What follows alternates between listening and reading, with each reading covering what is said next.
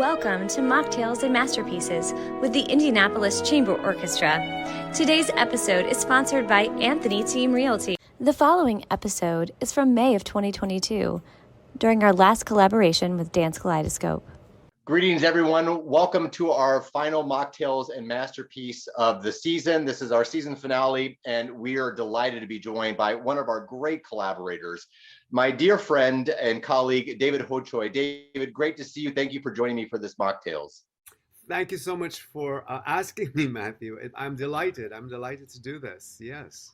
This was my favorite collaboration back in 2019 when we first partnered together to work on a project that, really I've done so much dance and I've always been rewarded in the process of working with brilliant choreographers just like yourself. But I was really floored with the beauty of what you were able to create on stage at the Schrott. And, the musicians all told me afterwards, this was a singular experience.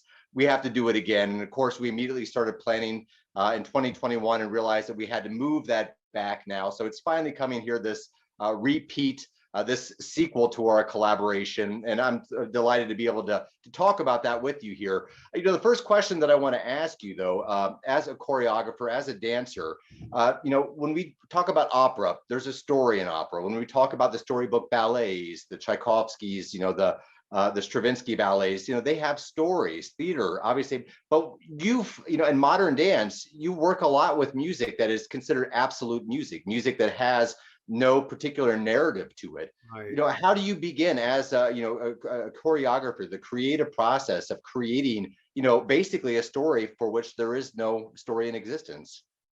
Well, I have to tell you that it's, in a strange way, it's based on feeling. Everything I do is based on feeling, me personally. Now, I know that there are other choreographers who aren't. Maybe images attract them, or maybe even movement phrases attract them. But I am attracted by feeling.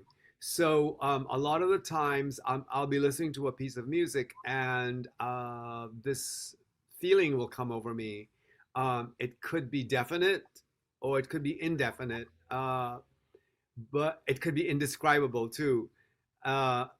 So when I am choreographing a piece of music, I try to recapture that feeling that I had when I was listening to the music, and I try to communicate that to the audience through my choreography.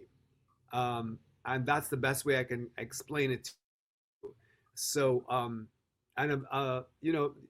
when we talk about the show, I'll tell you lots of different instances where feelings come into play, but that's really the basis of it. I love that. You just let the music kind of wash over you, get Exactly. a first reaction. I love that. This collaboration back in 2019 had some very diverse repertoire, and I mentioned that because it's coming from the orchestral world of chamber orchestra music, and then of course from the world of modern dance. I think our initial conversations went very quickly, determining which pieces that we were going to actually focus on back in 2019, and the same thing happened here in 2021. But this collaboration, as anyone can imagine, there's a lot of give and take for both organizations because you're used to having the full run of the stage for your dancers. If you do work with an orchestra, typically in dance, the orchestra is positioned in the pit. But the way that this is that, the orchestra takes up half of the real estate up there on the Schrott stage, and you get the other half. Talk to us a little bit about what it's like to work with half of the stage. So working with half, I always tell somebody, working with limited space is always like they ask you to sit down on the piano, and then they chop off half of those notes, and they say, all right, you can only use notes from the middle of the piano to the end of the piano. So now play something. So that's what it's like when your space is taken away from you. What's really good about going into this collaboration with you all, Matthew, is that we knew about it in advance, and so I can plan for it. And so very early on, we asked Laura Glover, who was our lighting designer, but also our technical director, to come into the studio and to tape out on the studio the exact dimensions of the stage as we were going to use. So all through the process of making the dances specifically for the stage, we were very, very aware that this was going to be the number of spaces, the amount of space we were going to use. And in some cases, we had to make huge amounts of adjustments, especially you'll see there are 12 dancers in the company. And a lot of times all 12 dancers are on stage, all dancing together at the same time and running around and making patterns. And it takes a great deal of adjustment for them to do it. And as I'm sure, playing in an ensemble of musicians there's a lot of give and take. And if one person does something that's crazy or awry, then it messes up the whole thing. And I'm sure you can relate to that. The whole domino process, though. But I have to admit that I think for us, it's quite normal in the sense that pits are almost always confining. You're running up against the wall on the left or the wall on the right, and the musicians are sandwiched in. So it's kind of the same floor map, except you're not confined, two stories down underneath the stage. So I know, but Matthew, I want to tell you that I love having the orchestra on stage with us, because I think the visual that we created last time in 2019 with the orchestra and the soloist and the dancers all on stage together at the same time, it was breathtaking and so beautiful, beautifully lit by Laura Glover, and just stunning. And I am very, very excited about this concert. I think it's going to be just as beautiful, if not even more beautiful this year. I agree with that sentiment completely. And I will tell you that the musicians said exactly the same thing, because they're the ones that can never see anything on stage when they're in the pit of an opera or ballet. And for them to be able to see everything that's happening, I think certainly does bring this level of exhilaration and connectivity to them and what they're doing. And it's just this cohesiveness. And the only person in the entire auditorium that can't see anything is me, because my face is turned towards the orchestra. So occasionally I look over. I agree. I mean, it was to be able to see those images from 2019. I mean, they're gorgeous. Everything was beautifully lit. The dancers were exquisite. I mean, it was absolutely a singular moment, as I mentioned. So I want to cue this up, a little video, a segment from our collaboration in 2019, which is the Gershwin Rhapsody in Blue. We'll play a segment of that. This is with a marvelous friend of ours, colleague Drew Peterson, who will be joining us again for a piece which we'll talk about right after we come back. Gershwin's Rhapsody in Blue.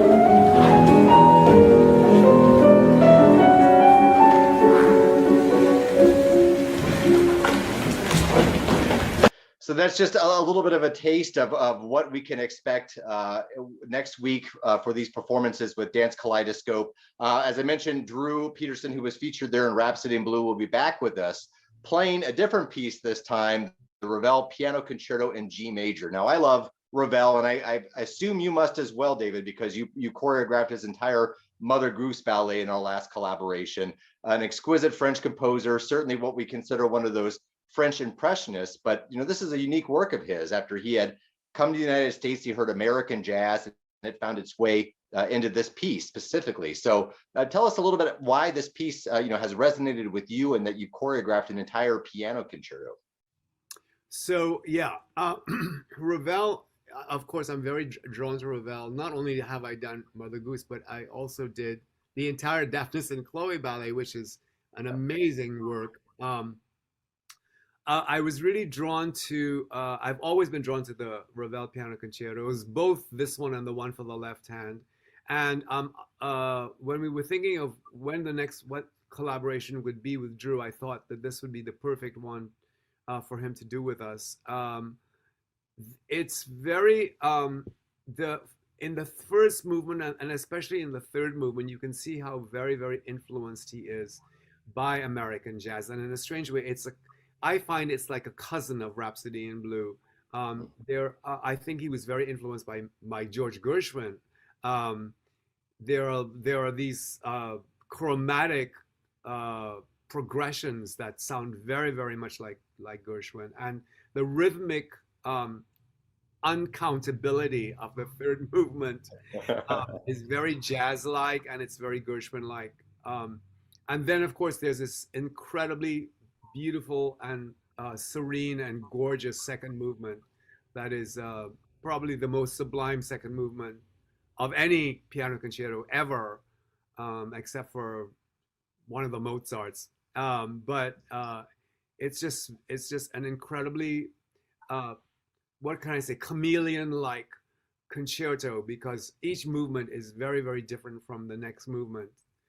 Because when we like the progression from movement 2 to movement 3 is you're in a different country completely, So I've always been attracted to this piece of music, and I was very, very attracted to do it, as well as being very, very scared about doing it, because especially that second movement, I was terrified of it. It's a long adagio, and a 9-minute adagio, and it's really basically for two people on stage, and it's a long duet for two people, and I was terrified that I would not do a good job, but it turned out really, really beautiful.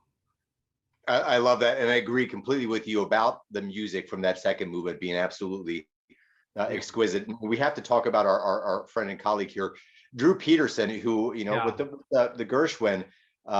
It's one thing to play a concerto with all the myriad difficulties involved technically and musically, but to do it knowing that you have to stay within certain parameters of tempi, and that you've got dancers on one side of you and an orchestra on the other side, all of the distraction, he was able to just deliver such a powerhouse performance of the Gershwin. We know he will for the Ravel as well. So how lucky we both are to have him back with us. Absolutely, how lucky we are.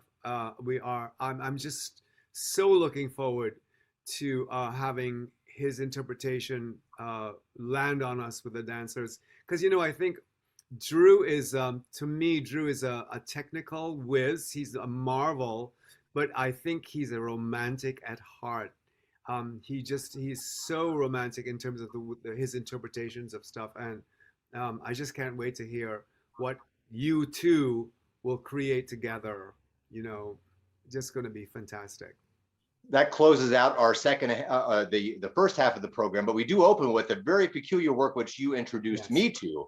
I was not familiar with Wojciech Kilar's Aurora. I mean, he's a well-regarded Polish composer, film composer. He wrote the score for The Pianist with Adrian Brody, in addition to the Francis Ford Coppola Dracula way back in '92. But a marvelous classical composer. Tell us about this piece. It's for strings only, and it's got minimalistic qualities to it. Very unique and very exhilarating work, I find. I'm so glad that you find it exhilarating, and I think probably a little bit different from for the ICO to be playing it. Mhm. So I was introduced to this work by Urbanski, who played it first. When he came to the symphony ISO, he tried to introduce us to a lot of Polish composers that we'd never heard before, and so I heard this at a concert and thought, wow. Um, I really got to choreograph it someday. And I think it was, like maybe 10 or 11 years ago. And the reason why I felt that that way about it is that it's very driving, it's very strident, um, and it's very powerful, I think. And it presents the orchestra in a very different kind of way. It's a very forceful presentation of the orchestra. The orchestra becomes almost a character in the music. And so I really knew that I wanted to choreograph it. And I thought this was the perfect opportunity to do it with you, because, in a strange way, it is so interesting that we start the program with the most contemporary piece of music because it was written in 1986. Mhm. And I think anybody who listens to modern music like Philip Glass will immediately uh, recognize some of the minimalist elements in it.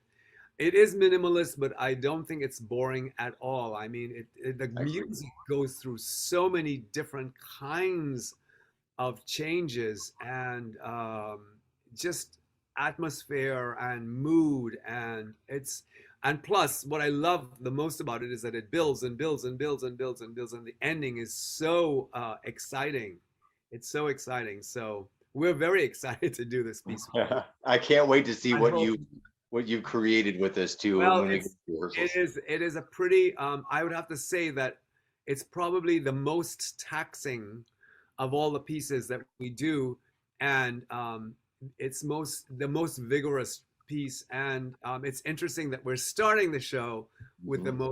the most demanding, physically demanding work of all. But I think that that is so wonderful. Oh, absolutely. Got to come out big. I love That's that. right. That's right.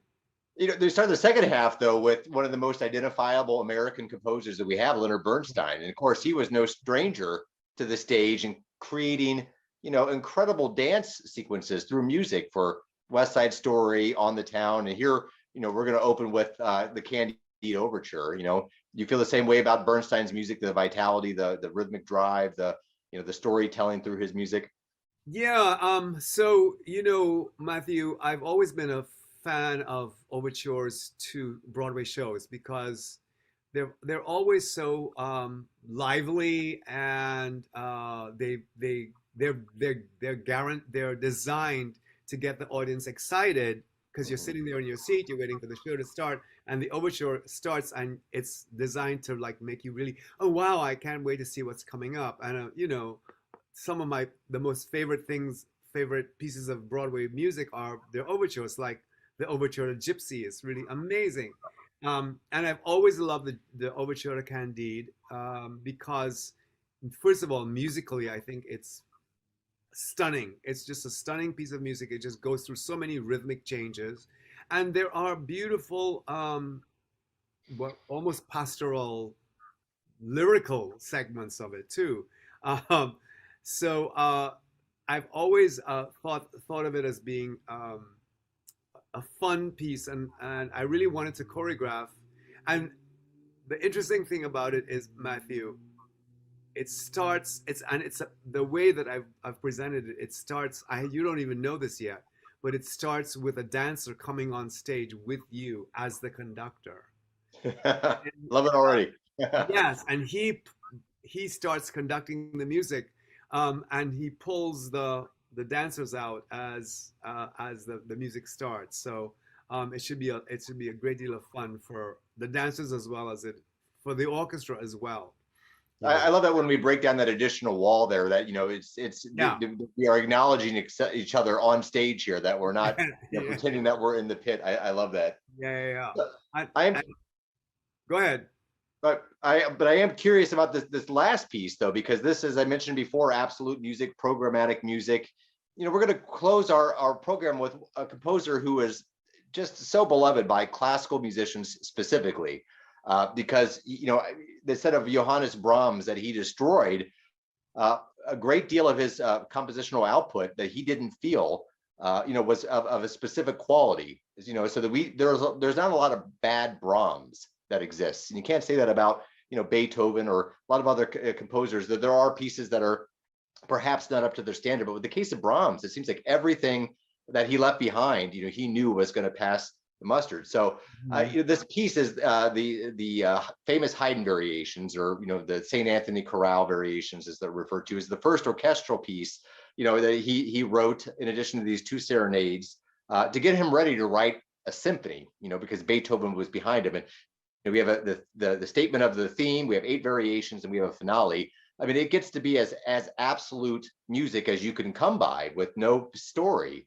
And then here, now you've choreographed maybe not the longest piece on the program. The Ravel is right around the same length, maybe a little longer, but a piece now that is again purely absolute in character. And Brahms was very austere in nature. His music is warm and glorious. But I'm just very curious how this piece began its gestation process with you. How it turned into a choreography on stage. Well, so it was a puzzle. Brahms is always a puzzle to me because he works and works and reworks and reworks and reworks his motifs. You know what I'm talking about. You know what I'm talking about. Yeah. And so it's sometimes as a choreographer you get very puzzled by how do I untangle this puzzle, because it has so many complex reworkings of the theme. I think what helped me a lot was the fact that the theme itself is pretty simple, and then Brahms, of course, elaborates and elaborates and elaborates on it. So my idea of it was, he's doing a theme from Handel, and of course Handel was writing in the time when there was a big deal of stuff happening at court, and the courtly manners of the time were very, very important. You had to know how to bow, you had to know how to curtsy, you had to know how to walk and how to stand, so that you'd look acceptable to the king and the queen. And so I had this idea, okay, what would happen if we assemble a whole court of people, a queen and her courtiers, but there's something a little bit not right about this court. And so it turned into a kind of a funny piece. It's what's really lovely about it is that it's funny in a very subtle way. It makes you smile, and it's this group of people who are in a court, and they are not quite up to, they like to break away from the court manners once in a while. So we go through lots of different little episodes in the court, and I would have to say that if you wanted to subtitle the piece, it would be A Day in the Life of the Court, but not quite. Your dancers aren't out there with these enormous powdered wigs, I hope. I mean, how do you move? So what's really interesting is that the costumes are deconstructions of period costumes. So the ladies are wearing these broken down panniers, and the panniers were these things that Marie Antoinette and people of her time wore. So people in the time of Haydn would be wearing those things, but these are deconstructed just the way Brahms deconstructed the Haydn music. And the men are wearing top coats, but the sleeves are cut off, and so that they can move. So there are suggestions of period, but and there are suggestions of period, of course, in the movement as well. But they're just suggestions. So everything is a deconstruction and a take on it, the way that Brahms did a take on the Haydn theme. And I hope that I've done a good job in doing my variations on a theme of because I, the queen, actually her name is Emily, she starts off and she sets the theme up movement wise, and then everybody follows. David, that's brilliant. I mean, variations on variations Right. of a composer. I love, and I'm glad I know that now. Now I know specifically what to look for. And it's a beautiful piece of music, and you know, I think that the finale is so glorious and so moving. You know what Brahms did to build this climax is just stunning, stunning, stunning, stunning. You know, David, I love this. I look forward to this more than you know. Next week's collaboration between the Indianapolis Chamber Orchestra and Dance Kaleidoscope. we Thank do. you. Thank you so much for spending a little bit of time. And I see you next week when I'm in the studio with you, and can't wait to see Yes, what you come I up with. can't wait to have you in the studio and see what we've done. Looking forward to it. Thanks everybody for tuning in. Please join us next week. Performances on the 20th, 21st, and the 22nd of May. 2 evening performances in the matinee. Tickets are going so quickly, right, David? I mean, they're just That's out the right. door. You better get them soon. Thanks, everybody. We'll see you soon. Bye-bye. Bye.